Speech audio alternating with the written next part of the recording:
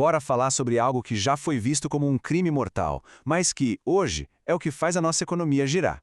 É um conceito que, por séculos, definiu o mundo, só que agora soa quase como algo de outro planeta pra gente.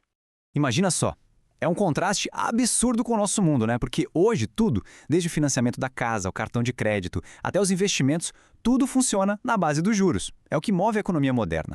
Então, para a gente entender essa discussão a fundo, primeiro a gente precisa acertar a definição. Porque, olha, não é o que a maioria das pessoas imagina. E aqui está o pulo do gato. O debate original não era sobre juros altos ou baixos, não era sobre a taxa. O problema era o simples ato de lucrar com um tipo bem específico de empréstimo, o chamado mutum. Pensa assim, era um empréstimo de algo que se consome no uso, tipo dinheiro ou comida. Beleza, agora vamos mergulhar no coração do argumento filosófico contra a usura. E tudo começa com uma observação bem simples lá do mundo antigo. O que Aristóteles dizia era o seguinte: o dinheiro, por si só, é estéril. Ele não se reproduz. A função dele, a natureza dele, é ser uma ferramenta de troca, e não uma coisa que gera mais de si mesma do nada. Essa imagem aqui ilustra a ideia perfeitamente. Pensa bem, o dinheiro em si não se multiplica. O valor de verdade, ele vem de atividades produtivas. Vem do trabalho de cultivar a terra, de construir algo com as próprias mãos. E a coisa fica ainda mais interessante quando entra em cena o filósofo Tomás de Aquino. Ele pegou essa ideia do Aristóteles e foi além, fazendo uma distinção bem inteligente entre dois tipos de bens. Seguindo essa linha de raciocínio, a conclusão é que cobrar juros nesse tipo de empréstimo é basicamente uma injustiça. É como vender a mesma coisa duas vezes. Primeiro, você vende o dinheiro, depois vende o uso dele. Algo que na prática não existe separado do próprio dinheiro. Aí surge aquela pergunta, né? Tá, mas e o tempo que o dinheiro ficou emprestado? Esse tempo não vale nada? E essa questão nos leva direto para o segundo grande argumento, que é mais teológico e tem tudo a ver com a ideia de quem é o verdadeiro dono do tempo. Para esses pensadores medievais, a coisa era séria. O usuário era literalmente um ladrão.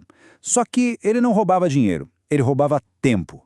E o tempo era visto como a única coisa que pertence a todo mundo e a ninguém ao mesmo tempo. Um bem de Deus. Ok, saindo da filosofia e da teologia, vamos ver como tudo isso vira uma baita crítica social. Afinal, o que acontece com uma sociedade quando ela abraça a usura de vez? De acordo com pensadores como Hilaire Belloc, a aceitação da usura foi uma peça-chave nesse processo. Foi um dos motores que tirou a propriedade produtiva das mãos de muita gente e concentrou nas mãos de poucos. E essa frase do Chesterton é genial. Ele dizia que um sistema baseado na usura, no fundo, não defende a propriedade privada. Pelo contrário, ele a destrói. Ele troca a posse de verdade por uma dívida que nunca acaba. Certo. Se emprestar com juros era visto como um problema, como é que a economia poderia funcionar? Bom, a visão alternativa se baseia numa distinção que é absolutamente fundamental. A grande virada de chave aqui é o risco compartilhado. Numa dívida, o risco fica todo nas costas de quem pegou o empréstimo. Já na parceria, não. Os dois, investidor e empreendedor, estão no mesmo barco. Se o negócio vai bem, ótimo para os dois. Se vai mal, os dois sentem um baque. E isso, sim, sempre foi considerado justo e moral. E olha, isso não é só uma ideia bonita no papel, não. Existem exemplos históricos, de verdade, de sistemas financeiros inteiros construídos com base nesses princípios.